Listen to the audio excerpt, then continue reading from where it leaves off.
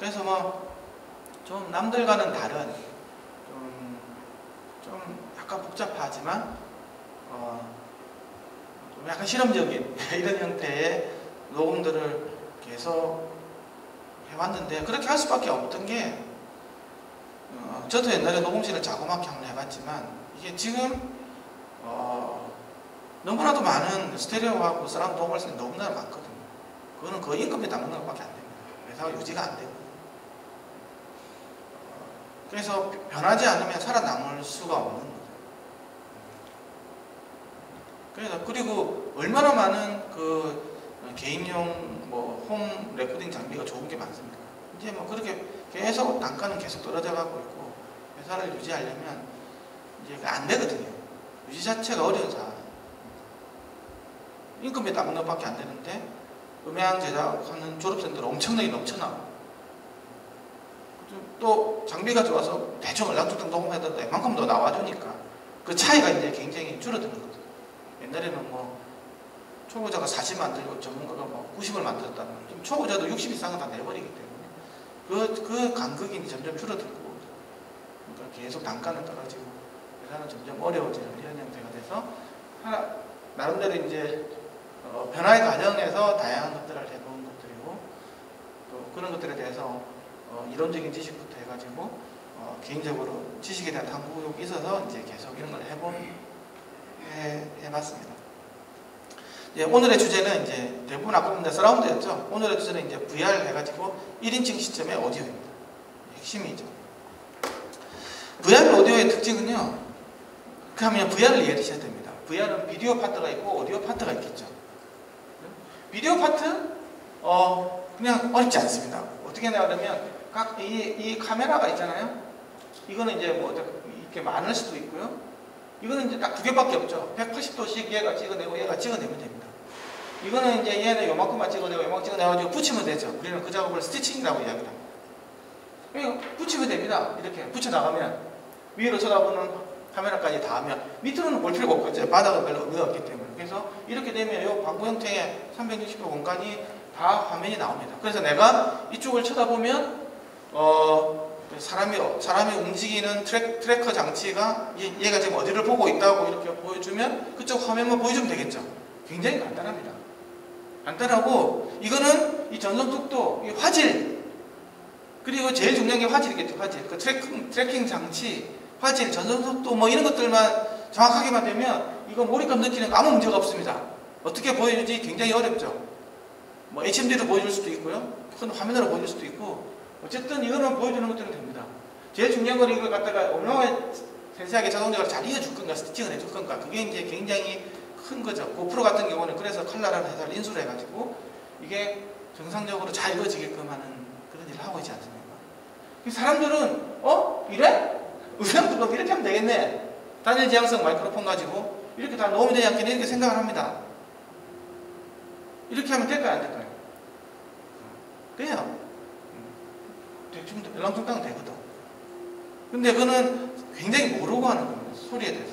이거는 굉장히 파장이 짧은 놈이고요. 똑같은 파동에서 파장이 17m에서부터 뭐 1.7mm까지 있는 이런 거를 들을 수 있습니다. 회절 현상이 다 있습니다.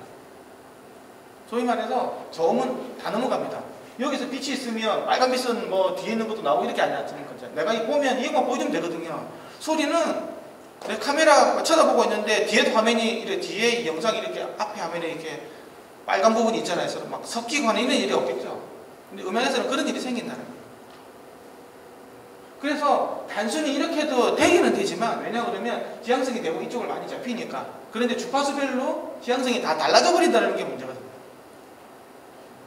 그러면 이쪽에서는 여기하고 여기서는 엄청나게 많이 이제 이거는 딱 요 각도만 되어 있지만, 이 주파수 같은 경우는 이 각도가 다 들어오겠죠. 그럼 여기하고 여기 다 섞여버린다는 문제가 생깁니다. 이런 문제들이 함께 존재한다는 거예요. 그래서 저주파수 같은 경우에는 모든 마이크로폰에 다 수음이 됩니다. 저쪽에서 날라오는데 카메라 때는 절대 그런 일은 없었겠죠. 이런 것들이 음향을 굉장히 어렵게 만드는 요소다. 이해가십니까? 그러면 어떻게 해야 되죠? 이게 굉장히 어렵습니다. 그래서 이제 나온 것들이 이제 앰비소닉적인 방식이라는 게 있어요. 굉장히 공학적으로 풀어가는 방식. 앰비소닉스를 이해하는 게 결코 쉽지가 않습니다. 그럼 음장하고 음향학을 이해를 해야 됩니다. 음향학에서의 프리 애널리시스를 이해를 해야 이 앰비소닉스를 사실은 이해할 수가 있어요. 오늘은 깊이까지는 안 하더라도 대략적으로 어떤 건지 말씀드리도록 하겠습니다. 첫 번째 이해를 하려면 머리 전달함수를 이해해야 됩니다. 그게 무슨 말이냐고 하면 어쨌든 헤드폰으로 듣지 않습니까? 헤드폰으로 듣기 때문에 어떤 형태로 하든 머리 전달 들어가야 돼요. 앰비소닉스에서도 최종단에는 HZT가 들어가야 돼요. 그냥 드럼헤드로 녹음하면 아예 녹음다부터 들어가기 때문에 문제는 없는데 앰비소닉스는 처음에는 앰비소닉적으로 막 파형을 만들어내지만 결국에서는 레프트, 라이트, 키로 들어가기 때문에 각각의 이제 HRTF에 대해서 나중에 다 연산을 해서 넣어줘야 돼요. 이게 핵심입니다. 핵심. 자, 그러면 그냥 바이노랄 녹음해서 이 바이노랄 듣습니다. 표준 드럼헤드를 사용하든 네머리를 사용하든 이런 장치가 좀 있어요. 그래가지고 뭐 들으면 되겠네. 근데 문제가 있습니다. 이 문제가 뭐냐 그러면 VR의 핵심은 1인칭 시점이라고 그랬죠. 내가 다 이렇게 확 틀어버리면 그쪽으로 나와줘야 되는데 얘가 녹음된 이걸 나중에 녹음한 사람이 있겠죠. 그렇죠? 이 녹음한 사람의 의도하는 거 아니면 그대로만 들을 수 있습니다. 내가 지금 이렇게 돼 있는데 이렇게 녹음된 걸 내가 머리를 확 돌려버린다고 다시 이렇게 돼 있는 녹음이 나오지 않습니다. 내가 이렇게 돌리든 안 돌리든 그냥 이 사람이 녹음돼 있는 이 시나리오대로 들을 수밖에 없는 거죠. 보다 현실감 있게. 이거는 그래서 이렇게 녹음하는 것들은 이거는 VR이 안 됩니다. 그럼 VR 되려면 어떻게 해야 되지? 그래서 나온 게 포채널 도메이더 마이크로폰이 있습니다. 이거는 있잖아요. 사람으로 치면 일로 보는 놈, 옆으로 보는 놈, 왼쪽 보는 놈, 오른쪽 보는 놈, 뒤로 보는 놈, 대가리가 4개가 동시에 접합되어 있는 총 기 8개짜리 이게 그러면 이걸 가지고 어떻게 쓰죠? 쓸 수 있습니다. 왜냐? 사람이 나중에 일로 돌아보죠. 그렇죠? 일로 돌아보면 그러니까 만약에 사람이 일로 돌아본다고 하면 이쪽으로 보고 있는 왼쪽 귀 오른쪽 귀하고 이쪽으로 보고 있는 왼쪽 귀 오른쪽 귀를 파워 패닝 콘스탄트 파워 패닝 있잖아요. 사인 코사인 롤을 이용해 가지고 패닝을 걸어주면 됩니다. 그러면 45도도 다 재현할 수 있어요. 그럼 이쪽으로 보는 놈, 이쪽으로 보는 놈은 요 귀 2개만 딱 쓰면 되겠죠. 이런 식으로 동서남북을 쳐다보는 놈은 그쪽으로 보고 있는 귀 4개를 쓰고요. 그 사이에는 그 양쪽으로 들어있는 그거 사이에서 그 사인 코사인 롤을 이용한 콘스탄트 파워 패닝을 쓰면 됩니다. 그런 식으로 해서 내가 트래커가 어디로 돌아보고 있는지 이렇게 되면 요거 더미에들 포채널 들어온 거 플러스 뒤에다가 패닝만 걸어주면 쓸 수 있다는 거예요. 내가 여기 쳐다보다 나 더 할 수 있어. 이게 바로 요 방식. 이렇게 해가지고 나와 있는 플러그인들도 VR용으로는 많습니다. 그리고 실제로 이런 작업들을 많이 했고요. 꽤 걸려서 합니다. 그럼 위아래는 어떻게 되나요? 위아래는 이 귓바퀴가 원래 표현되죠? 자, 그런데 이제 이런 바이노랄에 대한 녹음하는 그 문제는 뭐냐고 하면 바로 사람에게 20명을 한 겁니다. 이 다 다르다라는 겁니다. 특히 고주파수가 가지고 여기 이게 10km 이상, 8km에서부터 있잖아요. 8km 이상은 사람마다 다 다르다는 겁니다. 그러면 여기서 이게 나를 대표해줄 수 있냐? 그게 안 된다는 거죠. 느낌을 만들어줄 수 있지만 결국 여기서는 이제 내게 아닌 게 되죠. 내게 아니면 어떻게 일이 벌어지느냐? 여기에 바로 실험적으로 나와 있는 게 어소시에이션 모델이라고 해가지고 우리 말로 하면 연상 모델, 연관 모델이라고 이런 게 있습니다. 그러니까 사람이 어떤 소리가 들어오면 음색이 들어오면 있잖아요. 첫 번째 그걸 느끼는 사람은 그걸 가지고 위치를 먼저 파악을 합니다. 우리 EQ를 걸어줘 버리면 사람들은 소리가 뒤로 오네 앞으로 해. 일단 처음에는 위치를 느끼고 두 번째 음색을 느끼게 되죠. 위치 두 번째 단계가 그 다음에 음질을 느끼는 단계가 간다. 그래서 그 음색이 뒤에 120도에서 오는 거랑 똑같다고 하면 사람은 음색이 왜곡됐다 느끼는 게 아니고 120도에서 온다고 느낀다는 거예요. 근데 그 HRTF 데이터를 빙 둘러서 다 찾아봐도 같은 게 하나도 없는 거예요. 어느 방향도 매칭되는 게 없는 거예요. 그러면 이게 음색이 왜곡됐다고 느껴요. 굉장히 재미있는 건데 왜 이렇게 되는지는 모릅니다. 뇌는 그 프로세스가 있어요. 위치를 먼저 느끼고 그 다음에 음색을. 근데 이제 이 사람마다 다르죠. 그러면 내가 그 도메에다가 녹음을 했어요. 근데 내 위치, 내 지금 HRTF 데이터는 난 항상 내 머리 가지고 나는 일상생활에서 HRTF 데이터를 내 머릿속에 갖고 다니기 때문에 뒤져봐도 없어요. 그러면 음색이 왜곡됐다고 느끼고, 그럼 어떻게 되냐? 음질이 나빠졌다고 느끼고, 이게 위치는 그런 거죠. 위치를 찾을 수가 없죠. 아무리 뒤져봐도 없으니까 그냥 머릿속으로 들어와 버립니다. 머릿속. 바깥에 아무도 찾을 데가 없으니까.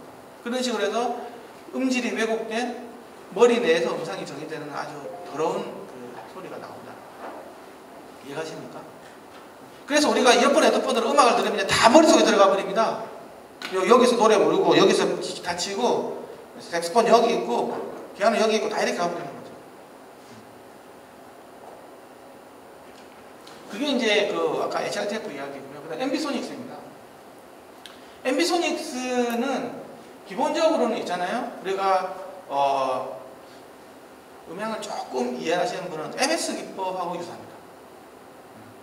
그러니까 모노하고 양지향성 스테레오만 있으면 에러를 갖다가 뽑아낼 수 있는 방법이 있죠. 근데 진짜 뽑아낼 수 있을까요? 무슨 거짓말입니다. 그러면. 뽑아낼 수 있는 것처럼 약간 저주파사에서 약간 나옵니다. 그걸 아셔야 돼요. 어쨌든 무지향성 스피커 하나에다가 있잖아요. 양지향성을 갖다가 X축, Y축, Z축으로 놓습니다. 개념은 그렇습니다. 그렇게 해가지고 그걸 갖다가 조합을 약간 시키면 있잖아요. 패닝 롤을 걸어가지고 보면 45도 이축도 만들 수 있을 것 같죠. 예를 들면 하고 똑같습니다. 예를 들면 X축으로 되어 있는 팔자지향 마이크로폰하고 Y축으로 되어 있는 팔자지향 마이크로폰이 있어야 내가 45도를 표현해주고 싶어. 그럼 어떻게 하면 될까요? X축, Y축 1대1로 해가지고 있잖아요. 그 콘스탄트 파워패닝을 걸으면 45도가 나오겠죠. 그렇죠? 0.7, 0.7 해가지고 이렇게 나오지 않습니까? 그런 식으로 해서 잘 나가는 거예요.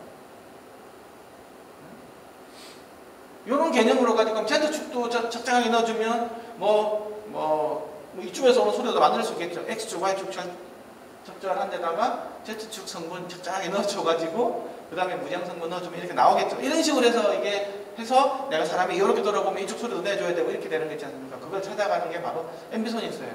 재밌는 건 이거는 4채널 말씀드립니다. 무지향성 성분, X축 팔자지향, Y축 팔자지향, Z축 팔자지향. 그럼 이거 이렇게 하면 되겠네. 그래서 나온 게 사실 사운드 필터 마이크로폰이고 지금 이게 되게 많이 나옵니다. 그냥 VR 때문에. 요게 VR의 국제 표준이 됐어요. 근데 문제는 뭐냐고 이렇게 하면 4채널만 있으면 되지 않습니까? 4개만 꽂으면 돼요. 그래, 하나는 무지향성이고 나머지는 이제 양지향성 3개가 있다고 보시면 됩니다. 그렇게 돼가지고 있는데 문제는 이게 현실감이 없다라는 겁니다. 문제는.